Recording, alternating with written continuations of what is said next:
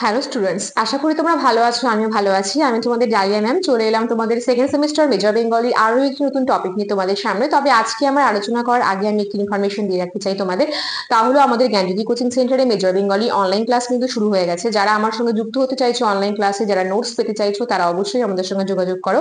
আমাদের যোগাযোগ নাম্বার 6295916282, আর একটি নাম্বার 7076398606। এই দুটো নাম্বারে ফোন করে তোমরা অ্যাডমিশন নিতে পারো। তাহলে চলো দেরি না করে আজকের ক্লাস শুরু করা যাক।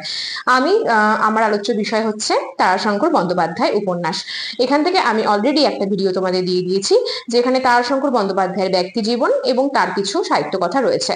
আজকে আমি তোমাদের সামনে যে উপন্যাসগুলো রয়েছে সেই উপন্যাসগুলির নাম এবং তার প্রকাশকাল আলোচনা করব।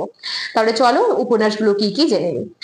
তারাশঙ্কর বন্দ্যোপাধ্যায়ের লেখা যে উপন্যাসগুলো রয়েছে তার মধ্যে প্রথমে রয়েছে চৈতালি ঘূর্ণি, 1931 সালে এটি প্রকাশিত। পাষাণপুরী, 1933। নীলকণ্ঠ, 1934। রায়কমল, 1935। প্রেম ও প্রয়োজন, 1935। আগুন, 1937। ধাত্রীদেবতা, 1939। কালিন্দী, 1940। গড়দেবতা, 1942। পঞ্চগ্রাম, 1943। মন্বন্তর, 1943। কবি, 1944। হাসুলিবাগের উপকথা, 1947। এই হচ্ছে তারাশঙ্কর বন্দ্যোপাধ্যায়ের লেখা উল্লেখযোগ্য কিছু উপন্যাস এবং তার প্রকাশকাল। এগুলো বাদেও আরো অনেকগুলো রয়েছে উপন্যাস, সেগুলো আমি বললাম না কারণ অনেকটা ভিডিওটা বড় হয়ে যাবে। আমার মনে হলো যে তারাশঙ্কর বন্দ্যোপাধ্যায় যে কটা উপন্যাস তোমাদের জানা দরকার সেই কটা জানিয়ে রাখলাম।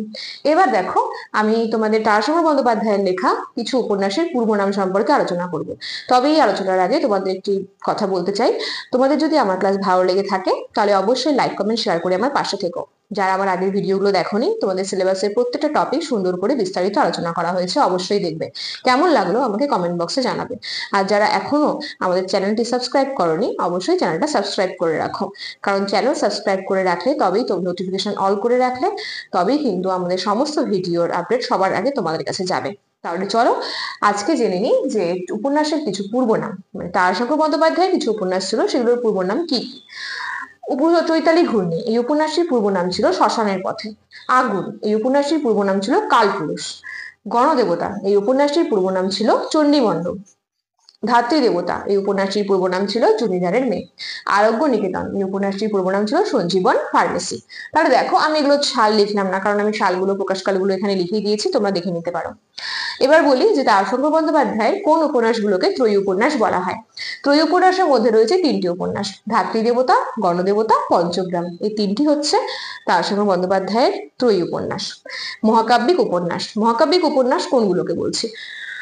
তারাশঙ্কর বন্দ্যোপাধ্যায়ের হাসুলিবাগের উপকথা, গণদেবতা, এই দুটোকে বলা হচ্ছে মহাকাব্যিক উপন্যাস।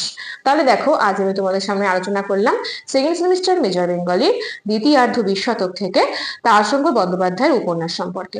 এর পরের আলোচনায় থাকবে তোমাদের তারাশঙ্কর বন্দ্যোপাধ্যায়ের যে কিছু উল্লেখযোগ্য, বিশেষ বিশেষ উল্লেখযোগ্য যে উপন্যাসগুলো রয়েছে তার কিছু কিছু তথ্য।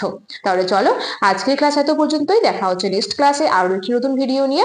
সুস্থ থাকো, ভালো থাকো, আমাদের চ্যানেলকে ভালোবেসে আমাদের সাথে থাকো। ধন্যবাদ।